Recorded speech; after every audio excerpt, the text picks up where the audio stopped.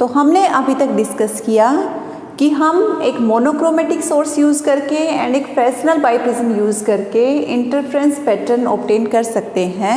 और जो हमें इंटरफ्रेंस पैटर्न मिलेगा उसमें जो सेंटर पे हमें मिलेगी वो ब्राइट फ्रिंज मिलेगी एंड उसके बाद ऑल्टरनेटिव हमें ब्राइट एंड डार्क फ्रिंज मिलेंगी एंड सिमेट्रिक पैटर्न होगा सेंटर के ऊपर एंड नीचे। अब नेक्स्ट आता है कि जो यहाँ पे हमें जो फ्रिंजेस ऑब्जर्व हुई हैं इनकी हेल्प से हम इस मोनोक्रोमेटिक सोर्स की वेवलेंथ कैसे कैलकुलेट कर सकते हैं। तो इस लैम्डा को कैलकुलेट करने का जो मेथड है उसको हम डिस्कस करते हैं। How we can determine the wavelength of this monochromatic source. तो इसके लिए देखो हमारे पास फॉर्मूला क्या है, beta equals to lambda capital D by small d. Beta is fringe width, lambda जो मोनोक्रोमेटिक सोर्स है उसकी wavelength, capital D distance between source and screen and small d is distance between two coherent sources. तो इसका मतलब lambda calculate करने के लिए हमारे पास ये तीनों पैरामीटर होने चाहिए। अब हम जैसे ही सिस्टम को सेट करते हैं ऑप्टिकल बेंच पे, हम ये डिस्टेंस मेजर कर सकते हैं अपनी ऑप्टिकल बेंच पे कि आपका जो सोर्स है और स्क्रीन है उसके बीच का डिस्टेंस क्या होगा। तो इसका मतलब कैपिटल डी क्वांटिटी को हम मेजर कर सकते हैं अपने एक्सपेरिमेंट में डायरेक्ट स्केल यूज़ करके। अब नेक्स्ट है beta. Beta is fringe width. तो अगर मैं अपना आईपीस है उसको एक पर्टिकुलर फ्रिंज पे सेट कर देती हूँ, वहाँ पे मैं रीडिंग मेजर कर लेती हूँ और उसके बाद मैं इस आईपीस को शिफ्ट करती हूँ कुछ नंबर ऑफ फ्रिंज से। मैंने मान लिया कि इस आईपीस को मैंने शिफ्ट किया 5 फ्रिंजेस के लिए, तो जो मेरी 5 फ्रिंजेस के लिए डिस्टेंस आएगा या फिर मैं कह सकती हूँ 5 बीटा, ये डिस्टेंस कौन सा हो जाएगा, जितना मेरा ये आईपीस शिफ्ट हुआ, जितना इसने डिस्टेंस ट्रेवल किया तो उस डिस्टेंस के इक्वल हो गया। हम उस डिस्टेंस को अगर x मान लें तो यहाँ से मेरे पास बीटा आ गया x बाय 5। तो इस फॉर्मूले की हेल्प से या इस मेथड से मैं कह सकती हूँ कि अपना फ्रिंज विड्थ मैं कैलकुलेट कर सकती हूँ। ठीक, तो मेरे पास फ्रिंज विड्थ आ गई, मेरे पास कैपिटल डी आ गया। अब मुझे क्या चाहिए, स्मॉल डी डिस्टेंस चाहिए। इस स्मॉल डी डिस्टेंस को कैलकुलेट करने के लिए मुझे ज़रूरत पड़ेगी एक कॉन्वेक्स लेंस की। स्मॉल डी डिस्टेंस क्या है, distance between two coherent sources. तो जो दो कोहेरेंट सोर्सेज हैं उनके बीच का डिस्टेंस हम कैसे मेजर करेंगे। ये सोर्सेज हमारे रियल नहीं है, वर्चुअल है। तो इसका मतलब वर्चुअल सोर्सेज का डिस्टेंस मेजर करना है तो उसके लिए हम अगेन एक ऑप्टिकल सेटअप यूज़ करेंगे। उस ऑप्टिकल सेटअप में हमारे पास क्या होगा, एक कॉन्वेक्स लेंस होगा। डायग्राम थोड़ा सा क्लियर नहीं है या मैं कहूँगी कि थोड़ा सा फाइन डायग्राम नहीं बना, बट हम यहाँ से समझ सकते हैं कि हमारा जो ये अरेंजमेंट था, इस अरेंजमेंट में हमने क्या किया, एक कॉन्वेक्स लेंस और इंसर्ट कर दिया। और कॉन्वेक्स लेंस कहाँ रहेगा हमारा, इस फ्रेस्नेल बाइप्रिज्म एंड जो आपका आईपीस की पोजीशन है उन दोनों के बीच में। फर्स्ट पोजीशन मैंने इस लेंस की सेट की, मैं कह देती हूँ कि ये मेरी L1 पोजीशन है। ये L1 पोजीशन मैंने इस टाइप से सेट की कि इस पोजीशन को सेट करने के बाद मेरे आईपीस के अंदर मुझे जो सोर्सेज हैं, ये जो दोनों कोहेरेंट सोर्सेज हैं, वो कोहेरेंट सोर्सेज की इमेज मुझे इस आईपीस के अंदर यहाँ पे दिख रही है। यहाँ पे ये पोजीशन, इस आईपीस से मैं इन पोजीशंस को कैलकुलेट कर सकती हूँ। तो इसका मतलब क्या हुआ कि जब मेरे लेंस की L लोकेशन थी, उस केस में दोनों कोहेरेंट सोर्सेज से जो रे आपकी ट्रेवल करेंगी वो फाइनली आपके जो दोनों सोर्सेज हैं उनकी इमेज इस पर्टिकुलर पोजीशन पे बनाएंगी। तो यहाँ पे जो आपका डिस्टेंस मिलेगा दोनों वर्चुअल सोर्सेज के बीच में, दैट डिस्टेंस इज D1। ठीक है, अब हमारा ये किसकी तरह काम कर रहा है, this will act as object and this will act as image. तो ऑब्जेक्ट का लेंस से डिस्टेंस हो गया स्मॉल u एंड लेंस का इमेज से डिस्टेंस हो गया v। अब यहाँ पे हम इस डिस्टेंस को मान लेते हैं, इस डिस्टेंस को हम मान लेते हैं m एंड इस डिस्टेंस को हम मान लेते हैं n। ठीक है, तो अब हमारे पास फॉर्मूला क्या होता है, आपका इमेज की हाइट अपॉन ऑब्जेक्ट की हाइट, ये किसके इक्वल होगी, इमेज की हाइट हमारी क्या है, कहाँ इमेज का यहाँ पे हमें डिस्टेंस क्या मिल रहा है, दिस डिस्टेंस इज D1। दोनों सोर्स पॉइंट के बीच का डिस्टेंस हमें मिला है यहाँ पे D1। तो जो इमेज का डिस्टेंस है that is D1 and object हमारे जो वर्चुअल सोर्सेज हैं ये, इनका डिस्टेंस हमारे पास क्या हो गया D। ठीक है, इस D1 डिस्टेंस को हम अपने आईपीस की हेल्प से मेजर कर सकते हैं। इमेज की पोजीशन आपकी लेंस से कितनी है, this is v, and object की पोजीशन है u, so this is equals to v by u, जिसको कि हम कह देते हैं n बाय m।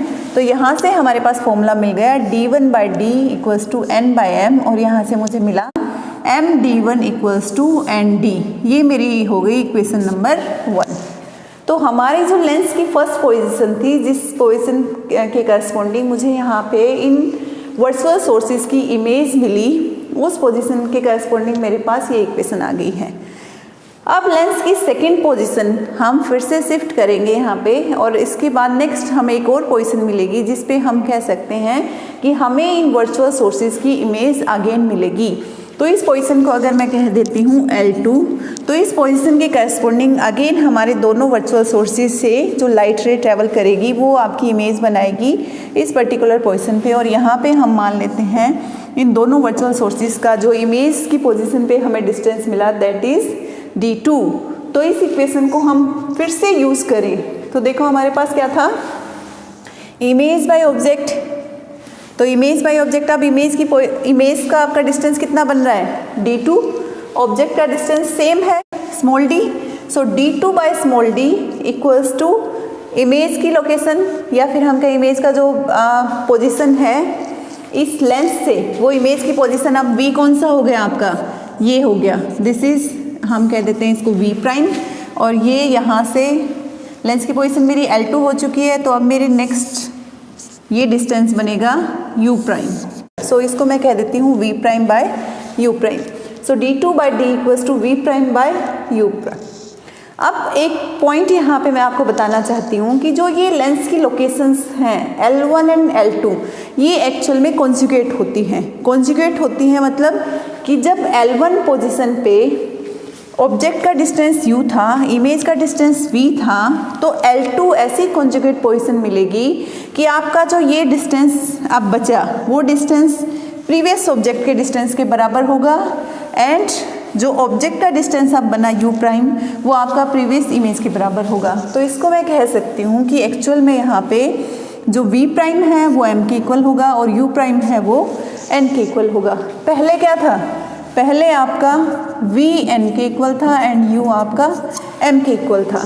तो एक्चुअल में आपकी ये कॉन्जुगेट पोजीशन है, तो इसमें हम कह सकते हैं यहाँ पे एक्चुअल में क्या हो रहा है, आपका v प्राइम u के इक्वल हो रहा है एंड u प्राइम आपका v के इक्वल हो रहा है। यहाँ पे v प्राइम हो जाएगा m एंड u प्राइम हो जाएगा n because of this two conjugate locations of lens. तो अब इस वजह से हमें, अब हम कहेंगे कि v प्राइम की जगह m पुट कर देते हैं, u प्राइम की जगह n पुट कर देते हैं। तो यहाँ से हमें इन दोनों रिलेशन से क्या मिला, n into d2 equals to m into d। So this is my second equation. अब जो first equation and second equation है, इन दोनों को अगर मैं मल्टीप्लाई करूँ तो दोनों का लेफ्ट हैंड साइड मल्टीप्लाई होगा, राइट हैंड साइड मल्टीप्लाई होगा, तो उससे मुझे मिलेगा m d1 into n d2 equals to n d into m d।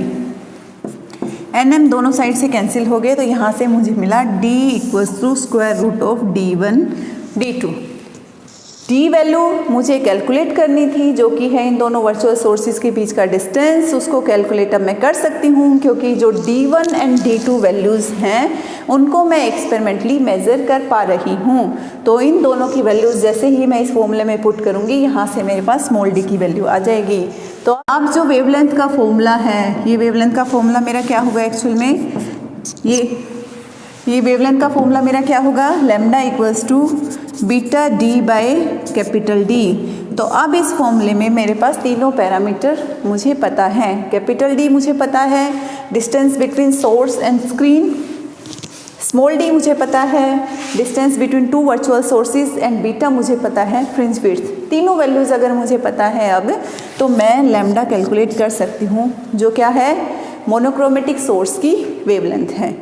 अब जो ये स्मॉल डी है, इसको कैलकुलेट करने का हमारे पास एक और मेथड होता है जिसको कि हम कह सकते हैं कि जो प्रिज्म होता है उसका एंगल ऑफ डेविएशन का फॉर्मूला जो है उसको हम यूज़ करके भी अपना स्मॉल डी कैलकुलेट कर सकते हैं। तो यहाँ पे अगर हम बात करें कि ये हमारा प्रिज्म है और इसका ये एंगल है अल्फ़ा, तो S is our monochromatic source and S1 is our one virtual source। तो S एंड S1 के बीच का डिस्टेंस क्या होता है, d/2। ये डिस्टेंस भी हमारा होता है d/2। तो इस इमेज में हम मान के चल रहे हैं कि जो सोर्स है और जो प्रिज्म है इन दोनों के बीच का डिस्टेंस x है। Then we know the formula of this angle of deviation delta. इस डेल्टा एंगल का फॉर्मूला क्या होता है, μ-1 into alpha. Mu is here refractive index of the material of prism, refracting angle of prism. तो अगर हमें prism का refracting angle पता है एंड हमें रिफ्रैक्टिव इंडेक्स पता है तो हम डेल्टा की वैल्यू निकाल सकते हैं। हमारे पास एंगल ऑफ डेविएशन आ गया, तो इस एंगल ऑफ डेविएशन को हम इस S1 S के बीच का जो डिस्टेंस है इससे कोरिलेट कर सकते हैं बाय यूजिंग दिस फॉर्मूला। तो हमें पता है S1S जो कि है स्मॉल d/2, ये किसके इक्वल होता है, this is equals to distance between source and this prism multiply by this angle of deviation. So d/2 equals to x into delta, और इसको हम लिख सकते हैं यहाँ से again d/2 equals to x into delta की वैल्यू हमने यहाँ पे पुट की μ-1 इंटू अल्फा। सो यहाँ से हमारे पास स्मॉल d की वैल्यू आ गई 2x μ-1 इंटू अल्फा। ये अगर हम अल्फा डिग्री में यूज़ करते हैं तो हम इस फॉर्मूले को यूज़ कर सकते हैं। अगर हमारे पास अल्फा की वैल्यू रेडियन में है, in that case we can write. So इस फॉर्मूले से हम d को कैलकुलेट कर सकते हैं अगर हमारे पास जो रिफ्रैक्टिंग एंगल है प्रिज्म का उसकी वैल्यू रेडियन में है, या फिर अगर हमारे पास डिग्री में है इसकी वैल्यू, तो हम इस फॉर्मूले से स्मॉल d को कैलकुलेट कर सकते हैं। अगर हमारे पास x की वैल्यू, म्यू मीन्स प्रिज्म के मटेरियल का रिफ्रैक्टिव इंडेक्स एंड अल्फा जो प्रिज्म है उसका रिफ्रैक्टिंग एंगल, अगर इनकी वैल्यूज़ हमारे पास हैं तो हम d को डायरेक्टली अपने इस फॉर्मूले से कैलकुलेट कर सकते हैं।